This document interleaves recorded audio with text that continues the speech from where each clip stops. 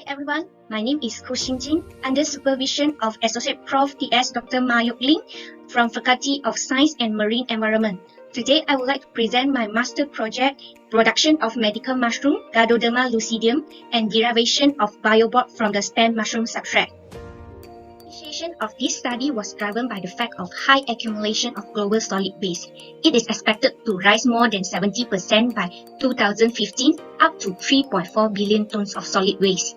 The conventional waste disposal method, which are landfill and incineration, had caused many environmental issues. In this study, we focus on the diaper waste and food waste. For your information, only 5% of waste being recycled and other 95% of waste has dumped into the landfill. This has caused many negative impacts, including no enough landfill space for mass volume of waste, the release of dioxin from diaper affect humans' health, and the release of methane gas and carbon dioxide, which contribute to greenhouse gas emission. The disposal of spam mushroom substrates has become another problem for many farmers. Improper SMS disposal leading to many problems, including insect breeding ground, awful smell, microbial and underground water contamination. In link with the formation of bioboard, another problem was the conventional wood product contains formaldehyde and toxic glue as binder. They tend to release toxic gas which cause many health effects. The research problem of this study was variation of waste material resulted to difficulty to develop into mushroom growth substrate. Second, growth performance of mushroom in waste material has not yet been reported. Third, secondary waste generated from mushroom cultivation, waste mushroom block in bioboard has not been reported. In response to the research problem, three objectives has been designed in this study. Firstly, to examine the nutrient profile of food waste and diaper waste as potential growth substrate for cultivation of lindsay mushroom Gardoderma lucidium. Second, to examine the growth performance of lindsay in different waste composition by biological growth and metabolomic profiling. Third, to examine the potential of spam mushroom substrate for the production of synthetic chemical-free bioboard. Hence, the significant study of this project was about waste recovery, which fully utilized of waste into new form of valuable product. First, the utilization of food waste and diaper waste into mushroom cultivation. This study contributed to effective waste management and introduced alternative source for mushroom cultivation. Second, the utilization of spam mushroom substrate into bioboard production. This study contributes the potential of mycelium as natural adhesive and provide fundamental insight in bioboard production. All in all, this study was aimed to develop zero waste approach in mushroom cultivation. This is the overview of experimental flow, including waste collection, waste characterization, mushroom substrate formulation, bioboard formation, and bioboard characterizations. Let us focus on the application of food waste and diaper waste as growth substrate in lindsay mushroom cultivation. In this chapter, the methodology begins with food waste collection. Next, nutrient and chemical composition of food waste, followed by mycelium cultivation of Gardoderma lucidium, formulation of mushroom cultivation substrate, growth performance of mushroom, lastly, metabolite profile of mushroom. Let us look on the result of chemical composition and nutrient profile. The lignocellulose content has been performed using fermentum analyzer. The result obtained show high cellulose content within the waste. The high cellulose content of diaper and food waste prove that it is suitable raw material for mushroom substrate. The lignocellulose material could promote high mycelium growth and increase the mushroom yield. The nutrient content of waste has been conducted using CHNS elemental analyzer and ICP-OAS. High NPK detected in waste is important to promote high mycelium spreading and increase mushroom yield. The study can provide fundamental information on more exploration of waste recovery application. For the formulation of mushroom cultivation substrate, the formulation was designed as the two tables shown here. The first table was designed to examine the effect of the addition of diaper core on mushroom cultivation. The second table was designed to examine the optimum food waste and diaper waste ratio for mushroom substrate formulation. All this treatment has been done in 5 replicates. Now, let us look on the result of mycelium spreading rate of all the treatment. So we can see that the treatment D1, D2, D3, D4 and DE show significantly higher mycelium spreading rate than the control. So high percentage of dipole in this test will boost the mycelium spreading rate, and TE shows optimum mycelium spreading rate among all the food waste formulation in the mushroom substrate. Let's take a look on the size, yield, and biological efficiency of harvest mushroom. D2 shows significant higher yield and diameter of fruiting body than control. D2 also shown highest biological efficiency, about 36% compared to other literature review. Whereas treatment TE show highest yield and biological efficiency among food waste formulation. The weight reduction of mushroom substrate has been calculated to check the efficacy on the reduction of solid waste in landfill. Highest waste reduction, about 73%, has been obtained in D2. The waste reduction is closely related with the growth performance of mushroom. Therefore, higher conversion of biomass from mushroom substrate into fruiting body of the mushroom. Next, metabolomic profile and phytochemical compound in harvest lindsay mushroom has been analyzed by LCMS. In this project, we would like to focus on tritterpene group, the compound that shows most remarkable therapeutic effect in lindsay mushroom. From our study, high tritterpene compound, especially different types of ganoderic acid, has been detected in the mushroom in D2. Principal component analysis was performed by the spectral result obtained from GCMS. From the 2D scatter plot of PCA, we know that treatment C, D2, D3, D4, and TE form one cluster that is correlated to each other. This shows that all these treatments show similar nutrient quality and metabolite compound. We also can know the correlation from the 3D scatter plot. From here, we know that lindsay produced from dipole substrate are most closely to the control, while lindsay produced from the food waste vary from the control. The conclusion for this chapter are: high nutrients within the waste are suitable to be used as raw material in the formulation of mushroom substrate. High concentration of dipole up to 5% enhance mycelium spreading rate. D2 was optimum substrate for mushroom cultivation. This proved that 2% of dipole was ideal for nutrient booster, moisture control agent for higher of lindsay mushroom production. LCMS and GCMS analysis proven for the quality assurance for lindsay cultivation using waste formulation. Now, let us look at the second big chapter in my project, the synthetic chemical-free biobot production from spent mushroom substrate.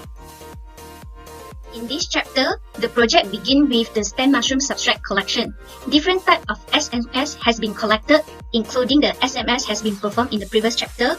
Different types of mushrooms such as lindsay mushroom, white oyster mushroom, cloud ear fungus mushroom, and different waste formulation substrate has been used for the biobot production. We proceed with biobot formation process. The SMS, including the outer tip mycelium skin, has been mashed into powder and loaded into the design mold before sent for the heat compressed machine for 10 MPa at 160 Celsius for 3 hours. In this study, the fungal mycelium has been used as the natural binder adhesive to replace the synthetic chemical binder. The biobot formation, several analytical testing has been done for characterization of biobot. Firstly, let us take a look on mechanical strength. So all biobot produced in this project show higher internal bonding strength than the industrial requirement standard. So we can look at over here, the green box is the American standard and China standard for wood material. So the board produced in our project all show significantly higher than the requirement industrial standard. Next, among all the biobot, B1 from SMS for Ganoderma lucidium show highest the internal bonding strength. This can be explained by the mycelium of the Ganoderma lucidium was thicker and displays the sticky adhesive when melt in the hot machine under high temperature. To test thickness, swelling rate, and contact angle has been conducted for water resistant property of biobot. So taking a look on the diagram of DSR, we can see that B1 and B2 show the highest water resistance with the lowest thickness swelling rate. This is probably due to the mycelium formation by the lindsay mushroom and the white oyster mushroom being thick and form a rigid impermeable layer on the biobot. So they have the highest water resistance. And take a look on the contact angle analysis. So for example, the control and B1 show the contact angle more than 90 degree, which shows that they propose the hydrophobic properties, which like rejecting water, while the B6, which shows the angle less than 90 degree, which exhibit the hydrophilic property, which like liking water, which tend to absorb more water. Next, thermogravimetry analysis has been performed for the thermal stability of the biobot. In this test, B5 and B6 seems to be more thermal stable compared to others biobot at its slow degradation rate and high mass retention. In an overall, all the biobot produced in this project show slightly improved thermal stability and resistance to thermal degradation in the event of burning during fire. However, addition process to enhance for the fire resistance is needed. The internal surface of the biobot was observed using scanning electron microscope. So this is the diagram we obtained from the SEM. So we can see that for control biobot, which is without the mycelium spreading, the filament, the microfilament and microtubule cells are well arranged, and the cell is not completely collapsed. And within the cell, you can see there is many holes within the fiber matrix. However, take a look on the B1 to B6 biobot with the mycelium colonization. They exhibit a more compact and densified cell structure, and the cell wall was completely collapsed, and the fiber cell will tend to stick together. So all this structure has contributed to high mechanical strength, which shows the same result as in the internal bonding strength. FTIR has been conducted to observe the change in molecular structure and distinguish the internal functional group involved in the conversion of spent mushroom substrate into the biobot. So the first figure here compare between the biobot type, where in the peak of 3600 to 3300, here shows that the formation of high hydrogen bonding, which contribute to high strength of biobot. In addition, from the figure here, we also can check the presence of the amide linkage that form between the amide group of the mycelium-based adhesive and the carbonyl group of the spent mushroom substrate. The second figure compare between the before heating and the after heating biobot. From here, we can know the change of the ester linkage after heating compression at the peak as 1618 to 1570. And we also can know that the degradation of hemicellulose and lignin component can be observed with the decline peak intensity observed with the presence of C double bond, C single bond, and the CH bond from the diagram. Next, we check the presence of formaldehyde with Raman spectroscopy. So, formaldehyde is a volatile toxic pollutant which present in many conventional wood panels. So, from the literature Zhang et al. 2014, we know the peak for the formaldehyde in Raman spectroscopy. So, we compare the Raman spectroscopy in our biobot with the literature review. So, from our analysis, we know that there is no similar peak for formaldehyde. Hence, we can conclude that the biobot produced in this project was a green material which is free from the formaldehyde. Next, X-ray diffraction analysis was performed to examine the crystallinity present within the biobot. The mass fraction of the crystalline region in cellulose material played a key role on the chemical, mechanical, and physical property of cellulose. So from the result here, we can see that B1 and B6 show higher crystallinity than the control. So this also means that higher crystallinity value show with higher thermal stability and higher hardness property of biobot. The conclusion in this chapter are the synthetic chemical free biobot was successfully developed from the SMS. Ganoderma lucidum derived SMS was the ideal alternative for biobot production, and the mycelium produced has been proved to be a good natural adhesive material.